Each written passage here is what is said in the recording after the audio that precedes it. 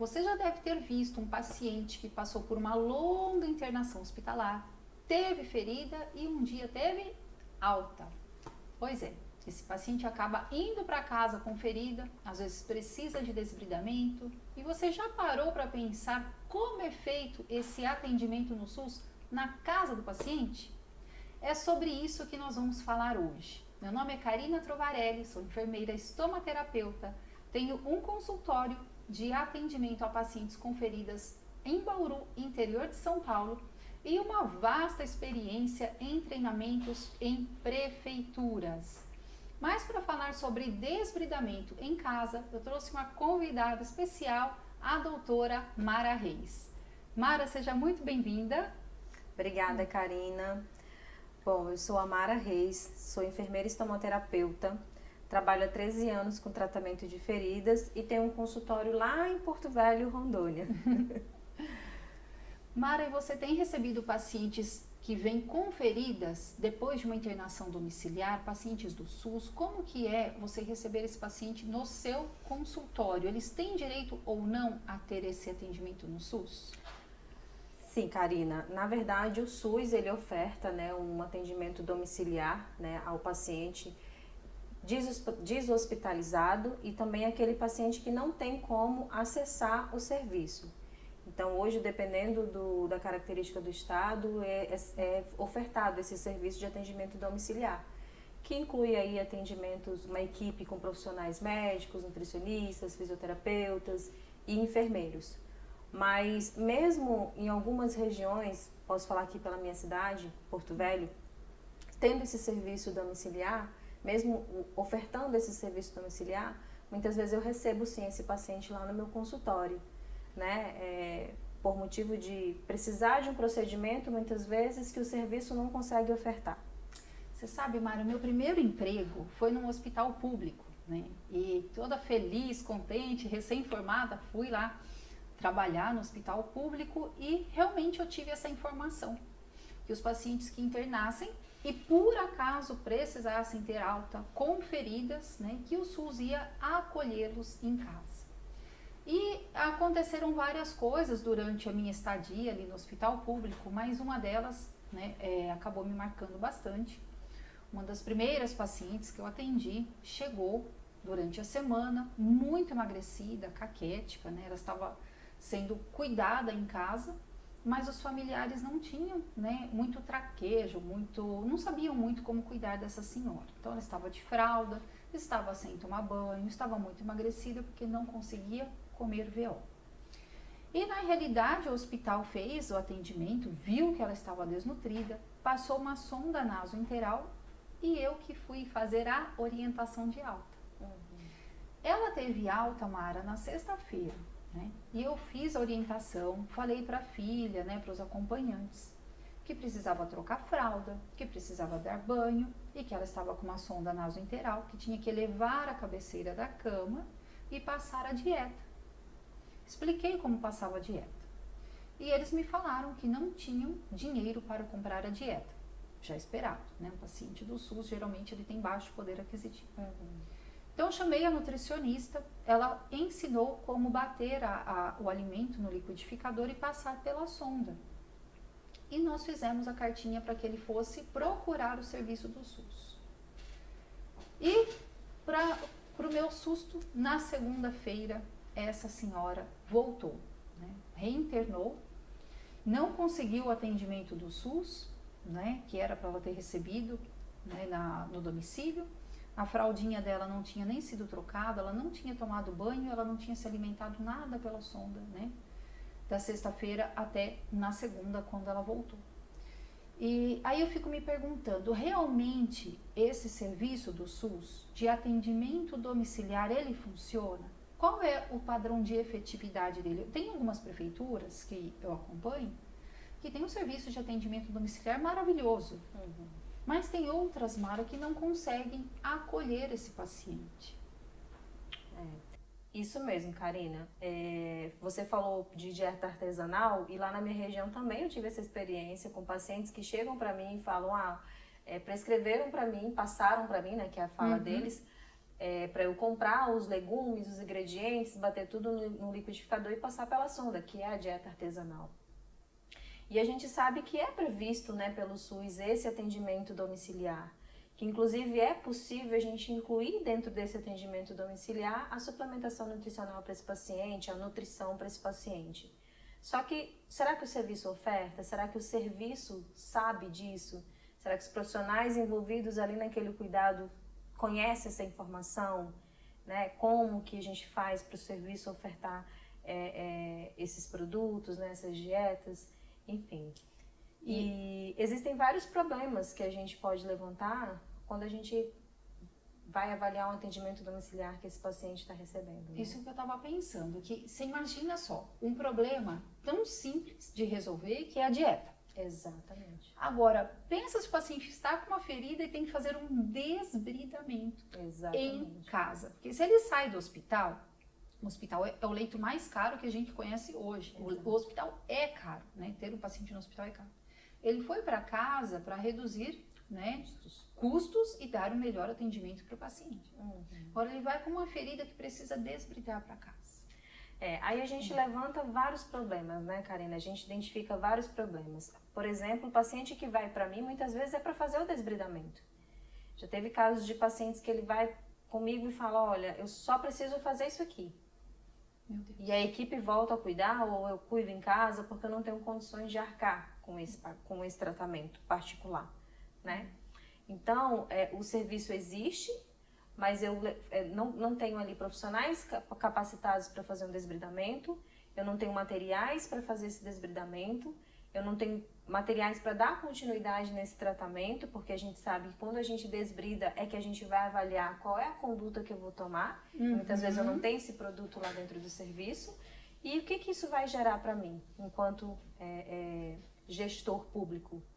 O retorno desse paciente para o leito hospitalar. Ou seja, eu vou aumentar ainda mais os meus custos. Muitas vezes esse paciente ele volta com um quadro muito mais grave do que quando ele foi deshospitalizado. Pois é. Isso eu tenho visto com frequência, né? Via muito mais quando eu estava no ambiente hospitalar, hoje eu vejo um pouco menos porque estou dentro do meu consultório. Mas o que eu vejo? O paciente tem alta hospitalar do Hospital SUS e vai para casa referenciado para um serviço de atendimento domiciliar.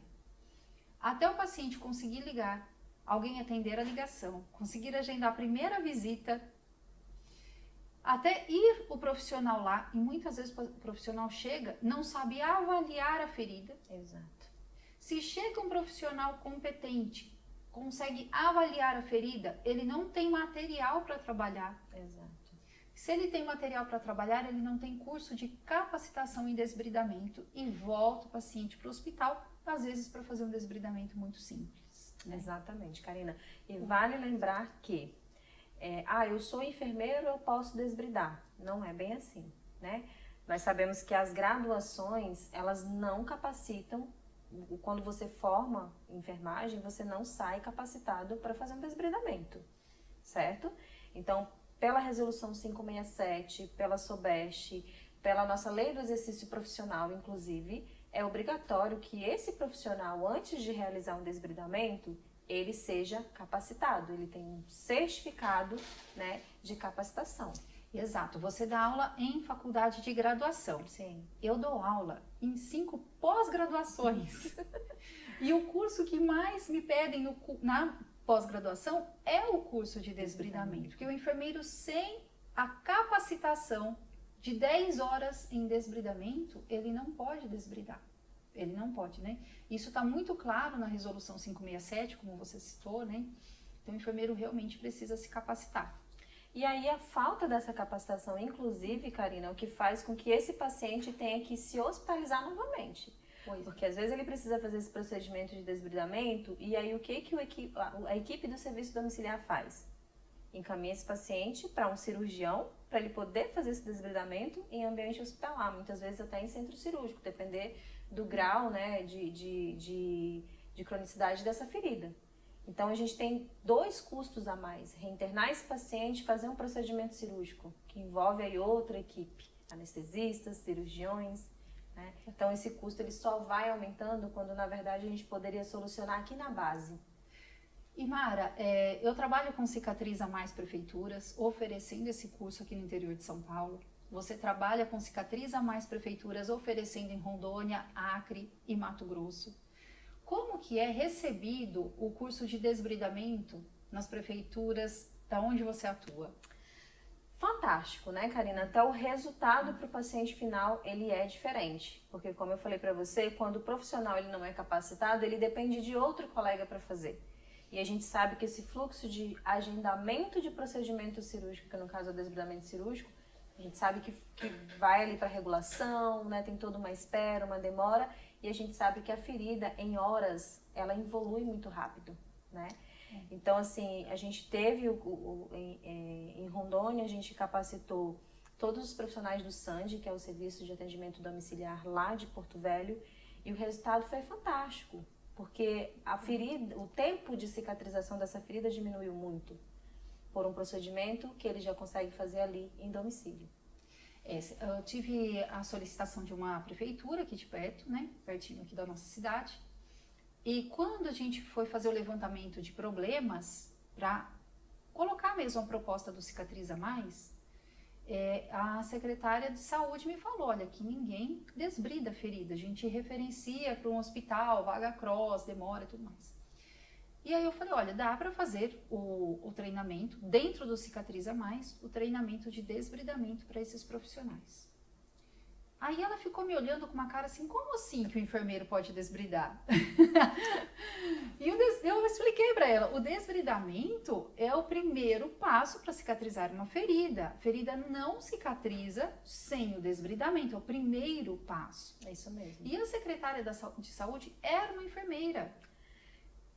Mas você sabe, Karina, que é impressionante. Hoje, quando vou ministrar qualquer capacitação, principalmente de desbridamento, a primeira pergunta que eu faço é, você conhece a resolução 567 de 2018, 568 de 2018? A maioria não conhece.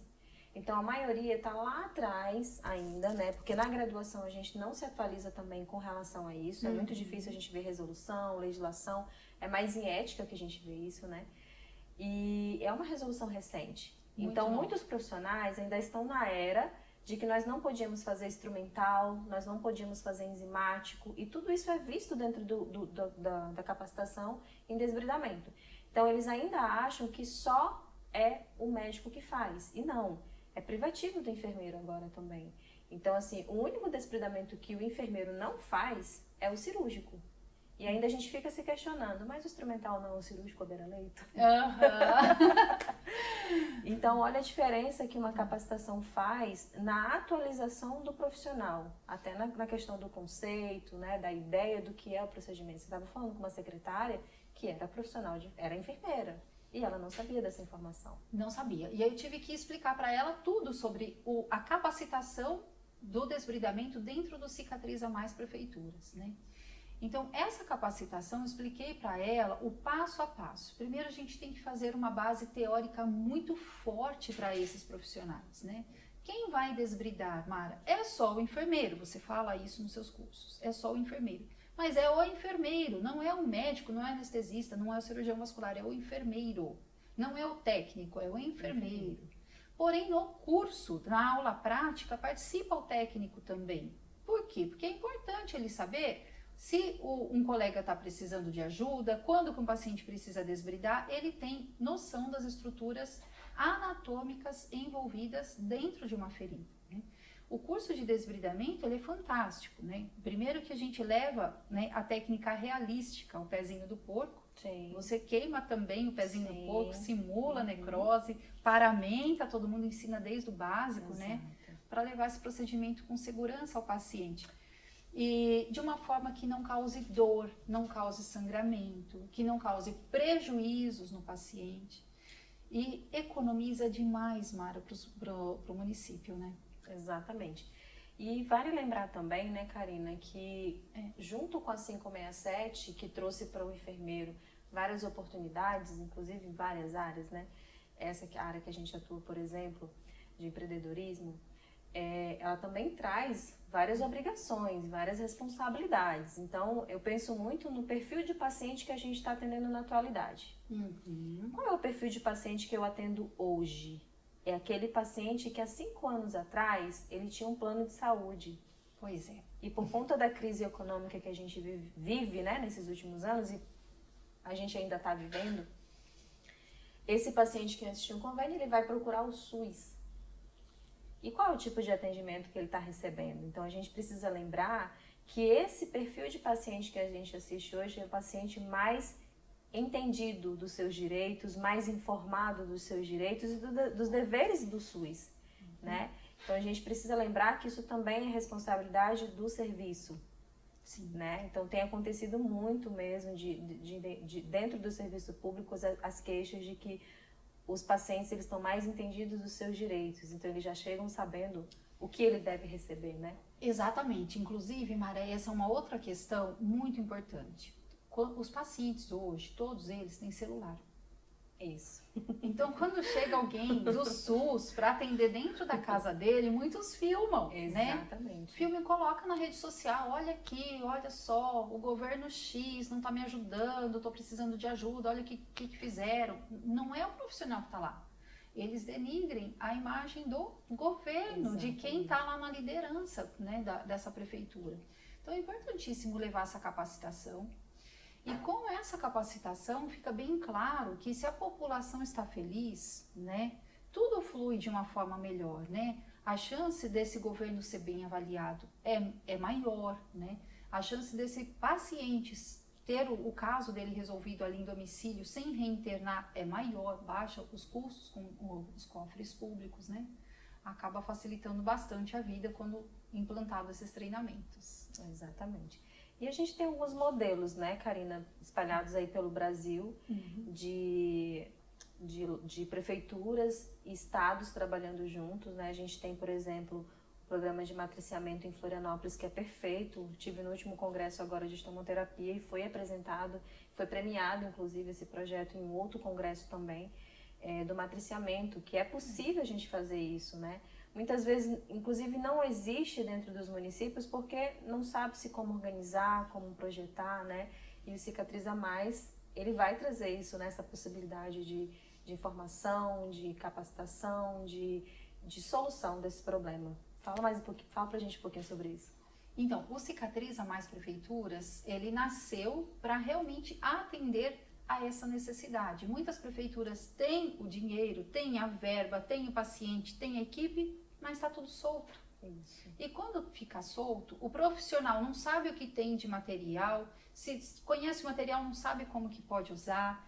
Quem sofre lá na ponta é o paciente e é o dinheiro da fonte pagadora, né? Então, Cicatriza Mais Prefeituras, ele vem organizar todo esse fluxo, entender aonde estão as falhas, corrigir, implantar os protocolos, as padronizações, o treinamento da equipe, uma equipe capacitada. Hoje a gente sabe que o SUS tem uma equipe enxuta. E quando você está com essa equipe capacitada, você reduz o trabalho e sobra gente para fazer outras coisas interessantes, trabalhar na prevenção, por exemplo, né? Então, o Cicatriza Mais, ele tem 3 pilares básicos, né, de pacotes de planos, né? Um pacote de um treinamento de avaliação, de descrição do prontuário, de entender como está esse paciente e introduzir um plano terapêutico efetivo. Nós temos já outros programas, outros planos, aonde vai desde a aula de desbridamento, desde a aula de lesão úlcera venosa, pé diabético, que hoje não fala mais diabético, né? Das patologias mais conhecidas dentro das prefeituras, vem ensinar e capacitar esses profissionais, até a aula de desbridamento e laser terapia. Então está sendo muito bem visto, está sendo procurado por muitas prefeituras, né? A gente está com bastante trabalho.